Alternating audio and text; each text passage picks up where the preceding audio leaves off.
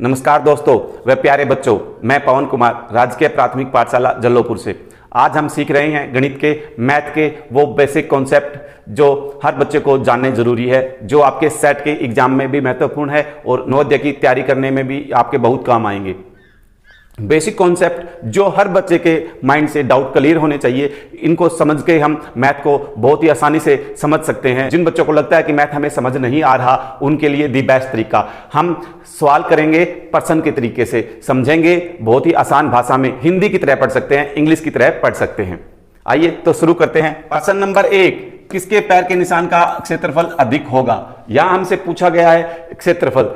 आसान भाषा में क्षेत्रफल होता है कोई वस्तु कितना स्थान घेरती है, कितनी जगह वो कवर करती है। जैसे हम इस किताब का एग्जाम्पल ले सकते हैं। किताब के उदाहरण के तौर पे ये जो बुक है, ये कितनी जगह इसने घेर रखी है, ये पूरा इसका एरिया, ठीक है, यहां से लेके इस कोने तक, इस कोने तक, इस कोने तक, और ये अंदर का जितना एरिया है, ये इसने जितना कवर कर रखा है, वो इसका क्षेत्रफल है। इस तरीके से आप अपने किसी भी सामान से, आप अपने बैग से, आप अपनी ज्योमेट्री से, ठीक है, अंदाजा लगा सकते हैं इसने कितनी जगह, कितना स्थान इसने घेर रखा है, वो उस वस्तु का क्षेत्रफल होता है। अब पहले प्रश्न में जो पूछा है वो क्षेत्रफल किसका अधिक होगा? क ऑप्शन पे है चींटी, ख पे है हाथी, ग पे है कुत्ता, घ पे है मुर्गी। अब देखो, चींटी होती है जो आकार में बिल्कुल छोटी सी होती है, उसका पांव क्या होता है, बिल्कुल छोटा सा, ऐसे छोटा सा पंजा होता है उसका, बिल्कुल छोटा, वो हमें दिखाई भी नहीं देता। तो उसका वो कितनी जगह घेरेगा? वो तो बहुत ही कम जगह घेरेगा, वो ही उसका क्षेत्रफल है। हाथी बड़ा होता है तो उसका पांव भी बड़ा होगा और वो ज्यादा जगह घेरेगा, वो उसका क्षेत्रफल होगा। उसके बाद ग पे हमारा है कुत्ता। कुत्ते का पांव, कुत्ते का पंजा जो कैसा होता है, वो कितनी जगह घेरेगा, वो उसका क्षेत्रफल होगा। हाँ, उसके बाद है मुर्गी। मुर्गी का ही पंजा होता है, मुर्गी का पंजा कितनी जगह घेरेगा, आपने देखी है मुर्गी का कितनी जगह घेर सकता है, वो उसका क्षेत्रफल होगा। तो यहां हमने देखने से ही पता चल रहा है कि हाथी है, हाथी का पांव बड़ा होता है तो वो ज्यादा जगह घेरेगा, तो उसका क्षेत्रफल ज्यादा ही होगा। इसलिए हाथी के पैर के निशान का क्षेत्रफल यहां सबसे अधिक होगा। है ना आसान? जैसे हमने कोई इंग्लिश का प्रश्न किया है या हिंदी का उत्तर किया है। प्रश्न नंबर 2, दी गई आकृति का क्षेत्रफल कितना होगा? अब एक आकृति दे रखी है, इसका क्षेत्रफल पूछा है। एक वर्ग का क्षेत्रफल कितना है? 1 वर्ग सेंटीमीटर दिया है। इसके अंदर बहुत सारे वर्ग बने हुए हैं, छोटे छोटे छोटे वर्ग से मिलकर एक बॉक्स बना है और इसके अंदर एक आकृति जो बना रखी है, इसके अंदर का हमें क्षेत्रफल पूछा गया है। इसके अंदर कितने वर्ग है? सबसे पहले तो हम ये गिनेंगे, कंप्लीट वर्ग देखते हैं। 1, 2, 3 और 4 4 वर्ग तो बिल्कुल कंप्लीट है, तो 4 तो ये हो गए। और उसके बाद इन दोनों को मिला के कितने बन गए? 5। इन दोनों को मिला के, ये आधे आधे है ना, तो इन दोनों को मिला लेंगे तो पूरा कंप्लीट वर्ग बन जाएगा। 6, इन दोनों को मिला देंगे तो 7, ठीक है, और फिर इन दोनों को मिला देंगे तो 8। इस वर्ग के इधर का कोना है जो कटा हुआ है, तो ये जो कोना, इस वर्ग का एक कोना जो इसमें शामिल हुआ है, इसको यहां जोड़ देंगे तो ये भी एक कंप्लीट वर्ग बन जाएगा 9। इसी तरीके से ये जो वर्ग है, इसका इधर का कोना जो कटा हुआ है लेकिन इसका कोना इसमें शामिल है, तो इस भाग को यहां रख देंगे तो ये पूरा कोना बन जाएगा। तो ये कितने वर्ग बन जाएंगे? 10 वर्ग कंप्लीट बनेंगे। तो एक वर्ग का क्षेत्रफल 1 वर्ग सेंटीमीटर है, तो 10 का 10 होगा, उत्तर बन जाएगा 10 वर्ग सेंटीमीटर। ऐसे कोई भी आकृति आपको दी हुई हो, उसके अंदर ऐसे अगर उसके अंदर अलग से कोई और आकृति दे दी तो उसको हम इस तरीके से काउंट करके उनका क्षेत्रफल बता सकते हैं। अब अगला सम देखते हैं बच्चों। प्रश्न नंबर 3, नीचे दी गई आकृति का क्षेत्रफल ज्ञात करो। वैसा ही सम पूछा है हमसे। एक छोटे वर्ग का क्षेत्रफल कितना दिया है? 1 वर्ग सेंटीमीटर। जो छोटा बॉक्स है, छोटे छोटे छोटे बॉक्स है, इसमें जो 1 है उसका वर्ग 1 वर्ग सेंटीमीटर हमें क्षेत्रफल दिया है। अब हमें इस आकृति के अंदर के जितने बॉक्स है इनका क्षेत्रफल निकालना है। बहुत ही आसान है। हम क्या करेंगे, अंदर कितने वर्ग हैं उनको गिन लेते हैं। 1, 2, 3, 4, 5, 6, 7, 8, 9, 10, 11, 12 और 13। कितने हैं? 13 वर्ग हुए। 13 वर्ग हुए। 1 का 1 वर्ग सेंटीमीटर है तो 13 का 13 वर्ग सेंटीमीटर, 13 वर्ग सेंटीमीटर। आसान है। गै उत्तर, इसका गै उत्तर होगा। इस तरीके से आपसे अलग अलग शेप्स के, अलग अलग आकृतियों में अलग अलग चीजें देके और आपसे पूछा जा सकता है, तो आप इसको इस तरीके से हल कर सकते हैं। ये बहुत ही आसान है, आपको अपने दिमाग से समझना है, प्रश्न को पढ़ना है। अब अगला प्रश्न नंबर 4 में क्या दिया गया है? आकृति में नीले भाग का क्षेत्रफल हरे भाग से कितना अधिक है। अब 2 रंग दे दिए, नीला और हरा, और पूछ लिया कि उसका क्षेत्रफल आपस में कितना अधिक है। देखो, जैसे हमने पहला वाला सम किया है, पहले वाला प्रश्न किया है, उसी तरीके से हम इसमें भी करेंगे कि इसमें हम बॉक्स जितने हैं, जितने वर्ग है, उनको काउंट करेंगे, उनकी संख्या देखेंगे।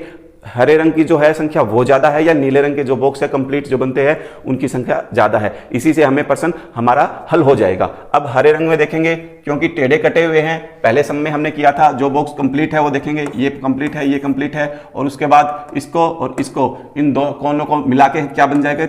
एक बॉक्स और बन जाएगा, 3 बॉक्स पूरे बन जाएंगे, और इसको मिला के 4 बॉक्स बन जाएंगे। ठीक है, 4 वर्ग बन जाएंगे। ये तो हो गया हरे रंग के। हरे रंग में कितने बन गए? 4। ठीक है, और उसके बाद नीले रंग में कितने वर्ग बनेंगे?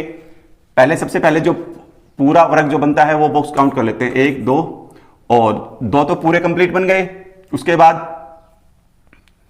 इसको और इसको मिला के 3 बन जाएंगे, इसको और इसको मिला के 4 बन जाएंगे। ठीक है, और ये वाला हिस्सा और ये वाला हिस्सा मिला के 5 बन जाएंगे। तो जो नीले रंग के है वो है 5। कितने बने? नीले भाग के बने हैं 5 और हरे रंग के बने हैं 4। एक बॉक्स ज्यादा बना है, एक वर्ग ज्यादा बना है, तो एक वर्ग सेंटीमीटर ज्यादा होगा। हमारा अगला प्रश्न है एक पेड़ पर 18 पक्षी बैठे थे, इनमें से 1/3 पक्षी उड़ गए। अब पेड़ पर कितने पक्षी शेष है? ये हमारा है भिन्न का तिहाई, 1/3, 2/3, आधा, चौथाई, 5वां भाग, 6वां भाग, 7वां भाग। ये प्रश्न करने से पहले आपको ये पता होना चाहिए आधा भाग कितना होता है, तिहाई भाग कितना होता है, चौथाई भाग कितना होता है, 5वां हिस्सा कितना होता है, 6वां कितना होता है। ये हमने एक सर्कल बना लिया। अब हम इसको डिवाइड करेंगे आधे आधे, 2 भागों में हमने इसको डिवाइड कर लिया, तो कितने भाग हो गया? ये इसका आधा है, ये इसका आधा है। ठीक है, आधे आधे भाग में, आधे भाग को 1/2 हाफ बोलेंगे, 1/2, 1/2। ये हमारा सर्कल है, तिहाई, 3 हिस्से। अब हमने सर्कल को, वृत्त को कितने हिस्सों में बांट लिया? 3 हिस्सों में। तो ये कितने हो गए? 3 हिस्से। ठीक है, तो ये भी इसका 3 का एक हिस्सा ये, और एक हिस्सा ये कितना है? तिहाई हिस्सा। ठीक है, सर्कल का 3 बराबर हिस्से, मतलब उसका तिहाई भाग। उसके बाद अब देखते हैं 18, एक पेड़ पर 18 पक्षी बैठे हैं, 18 पक्षी बैठे हैं, उनमें से 1/3 पक्षी उड़ गए। अब कितने पक्षी शेष बचे? तो कितने हैं? 18 पक्षी बैठे हैं, उसमें से 1/3 मतलब इसका तीसरा हिस्सा। 18 को 2 बराबर हिस्सों में बांटना है तो उसको 2 से भाग करेंगे, 3 बराबर हिस्सों में बांटना है तो 3 से भाग करेंगे, 4 बराबर हिस्सों में बांटना है तो 4 से भाग करेंगे। जितने हिस्सों में उसको बराबर बांटना है उतने से उसको भाग करते हैं। तो यहां हम 18 को कितना? 1/3, कितने से बांटना है? 1/3, 1/3 होता है ना, तो हम 3 से इसको बांट देंगे, 3 से इसको भाग करेंगे। तो भाग करना आता है सभी बच्चों को। 3 की टेबल कहां जाएगा? 3 के पहाड़े पड़ेंगे, 3 छिके 18, ये इसमें से घट जाएगा, कितना बच जाएगा? 0। तो कितने हो गए? 18 का 1/3 कितना आया? 6। तो 6 पक्षी क्या हो गए? उड़ गए। 6 पक्षी उड़ गए, तो 18 में से 6 पक्षी उड़ गए, बचेंगे तो कितने बचेंगे? 18 में से 6 घटा देंगे तो 12। कितने? 12 पक्षी अब पेड़ पर शेष बचे हैं। अब एक बार अगला, एक पिज्जा 3/8, 3/8 भाग खाती है और शेष भाग अपने भाई को दे देती है। उसने अपने भाई को पिज्जा का कितना भाग दिया? अब ये बात पूछा है, ये बात पूछी गई है, तो उन्होंने पिज्जा के भाग कितने कर रखे हैं? 8 भाग कर रखे हैं। जो नीचे जितनी जो संख्या होती है उतने उस चीज के टुकड़े किए हुए होते हैं। इसको समझने के लिए हम क्या करें? एक पिज्जा ही बना लेते हैं। पिज्जा बना लिया, पिज्जा से गोली होता है ना, तो अब क्या करेंगे? इसके 8 हिस्से करते हैं। 2 हो गए, 4 हो गए, 6 हो गए, और ये 8 हो गए। 8 हिस्से हो गए, तो 8 में से ये भी एक हिस्सा है, एक हिस्सा ये है 8 में से, एक हिस्सा ये है 8 में, 8 का एक हिस्सा ये भी है, ये भी 8 का एक हिस्सा है, ये भी 8 का एक हिस्सा है, ये भी 8 का एक हिस्सा है, और ये भी 8 का एक हिस्सा है। ठीक है, और ये सभी हिस्से बराबर है। अब इसमें से 3 भाग वो खा लेती है। ठीक है, ये भाग उसने खा लिया, ये भाग भी उसने खा लिया, और ये भाग भी, 3 भाग उसने खा लिए, तो वो अपने भाई को देगी। अब भाई को कितने हिस्से मिले, कितना भाग मिले, बचे हुए भाई हिस्से जो पिज्जा के वो भाई के हैं, कितने बच गए देखते हैं, 1 2 3 4 5, कितने हिस्से बच गए, 5, कितने में से, 8 में से, तो कितने हिस्से भाई को दिए, 5/8, 5/8। ठीक है, आप इसको ऐसे भी हल कर सकते हैं, बहुत ही आसान तरीका है। उसके बाद अगला सम देखते हैं, कितने 25 पैसे 2 रुपए बनाएंगे, 2 रुपए बनाएंगे 25 पैसे कितनी संख्या की। तो आपको यह भी पता होना चाहिए 1 रुपए में 100 पैसे होते हैं, तो 2 रुपए में 200 पैसे। अब 200 पैसे कितने बनेंगे, 25 पैसे 1 है, तो आसान, सबसे आसान तरीका है 25 को हम जोड़ के देख लेते हैं, कितनी बार जोड़े की संख्या हमारी 200 बन जाए। 25 25 25 और 25 25 कितने बन गए, 25 25 50 25 75 और 25 100, ये कितने बन गए, 100 पैसे बन गए।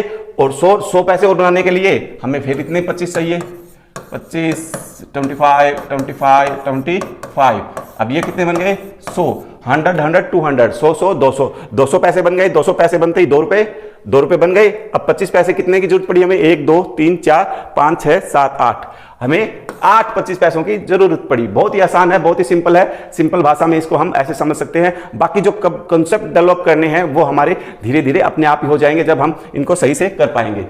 एक वर्ग को 4 बराबर भागों में बांटकर उसमें 3 भाग को छायांकित किया गया है। छायांकित हिस्सा वर्ग का कितना भाग होगा। एक वर्ग है जिसकी चारों भुजाएं एक समान होती है, ये बॉक्स है, ये वर्ग है हमारा। ठीक है, इसको 4 बराबर भागों में बांट लिया। ठीक है, 4 बराबर भाग बांट लिए, तो अब इसके 3 भाग जो है वो छायांकित कर दिए। 3 भाग में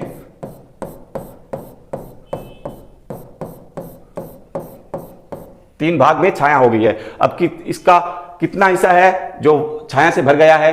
सबसे पहले तो हम देखेंगे वर्ग को कितने भाग किए हैं, 4 भाग किए हैं। ठीक है, और अब छाया कितने भाग में है, ये भी वर्ग का 4 में से एक हिस्सा ये है, ये भी 4 का एक हिस्सा है, ये भी एक हिस्सा है, कितने में से, 4 में से, और ये भी एक हिस्सा है, कितने में से, 4 में से। अब छाया कितने में है, 1 2 3 में, तो ये क्या हो गया, 3/4। ठीक है, जितने हिस्से में छाया कर रखी है वो, और कुल हिस्से कितने हैं, 4 है, तो इसका ये आंसर आ गया हमारा 3/4। 3/4 हिस्से, 3/4 हिस्से में वर्ग में हमारा क्या है, छायांकित भाग है। अगला सम देखते हैं, 1/2 में कितने 1/8 हैं। अरे एक बार सुनने में समझने में थोड़ा अटपटा लग रहा है, लेकिन बहुत ही आसान है। कैसे करेंगे, ऐसे सवाल को हम एक सर्कल बना के ही करेंगे तो और भी आसान और भी मजा आएगा। देखो पहले हम एक सर्कल बना लेते हैं। ठीक है, सर्कल के अब हम हिस्से बनाते हैं। ये तो हो गया हमारा हाफ मतलब क्या हो गया, 1/2, ये भी 1/2 और ये भी 1/2। अब इसके थोड़े और हिस्से कर लेते हैं। अब कितना हो गए, 4 हिस्से। ठीक है, 1/4 1/4 1/4 और 1/4, 1/4। अब एक हिस्सा और कर लेते हैं। अब ये कितना हो गया, अब इसको 6 बराबर भागों में हमने बांट लिया, 1/6 1/6 1/6 1/6। एक बार और कर लेते हैं। अब कितने हो गए, ये 8 बराबर हिस्से हो गए हैं हमारे सर्कल के वृत्त के। ये हो गया 1/8 1/8 1/8 1/8 1/8। ठीक है, अब देखो इन्होंने क्या पूछा है, 1/2 में, 1/2 मतलब आधे में, यहां से लेके यहां तक आधे में, इस आधे में कितने 1/8 है, तो बताओ। क्योंकि ये 8 का ये भी एक हिस्सा है, ये भी 8 का एक हिस्सा है, ये भी 8 का एक हिस्सा है, ये भी 8 का एक हिस्सा है, ये भी 8 का एक हिस्सा है, ये भी 8 का एक हिस्सा है, ये भी 8 का एक हिस्सा है, और ये भी 8 का एक हिस्सा है। ठीक है, और ये आधा है, तो आधे में 1/8 कितने हुए, 1 2 3 4। बिल्कुल आसान है, आया समझ में, कोई मुश्किल नहीं है। अब अगला देखते हैं, महक के पास 20 टॉफी है, वह पूजा को उनमें से 1/4 भाग के बराबर टॉफी दे देती है। बताओ महक के पास अब कितनी टॉफी बची। 1/4 हिस्सा जो है 20 में से वो उसको दे देती है। तो अभी मैंने बताया था 20 का कितना निकालना है, 1/4 भाग, 1/4 भाग निकालना है। किसी का अगर आधा निकालना है तो उसको हम 2 से भाग करेंगे। तिहाई निकालना है, 1/3 निकालना है, मतलब तिहाई, तो उसको 3 से भाग करेंगे। 1/4 मतलब चौथाई हिस्सा उसका निकालना है, तो उसको हम 4 बराबर भागों में बांटने के लिए 4 से भाग करेंगे। तो अब 20 को हम 4 बराबर भाग में बांटना है ना, तो हम क्या करेंगे, 4 से भाग करेंगे। 4 से भाग करना आता है सबको। 4 की टेबल में 20 का कितने नंबर पे आता है, ये कितना आ गया, 5। तो क्या हुआ, 20 टॉफी का चौथाई भाग 1/4 या चौथाई भाग कितना होता है, 5 होता है। अब 5 टॉफी वो महक को दे देती है, तो अब उसके पास कितनी बचेगी, ये भी ध्यान देने की बात है। उसके पास 20 टॉफी थी, 20 में से उसने 5 दी है, तो उसके पास 15 टॉफियां बचेगी, ये ध्यान देनी है आपको, ठीक है। तो कितनी टॉफी बचेगी? 15, क्योंकि चौथाई भाग 5 है, उसके पास 20 थी, बाद में उन्होंने पूछ लिया महक के पास अब कितनी टॉफी बची है। तो प्रश्न को ध्यान से पढ़ेंगे तब हमें पता चलेगा कि बची कितनी है। 20 में से 5 दे दी है तो हमारे पास 15 ही टॉफी बची है, ठीक है बच्चों।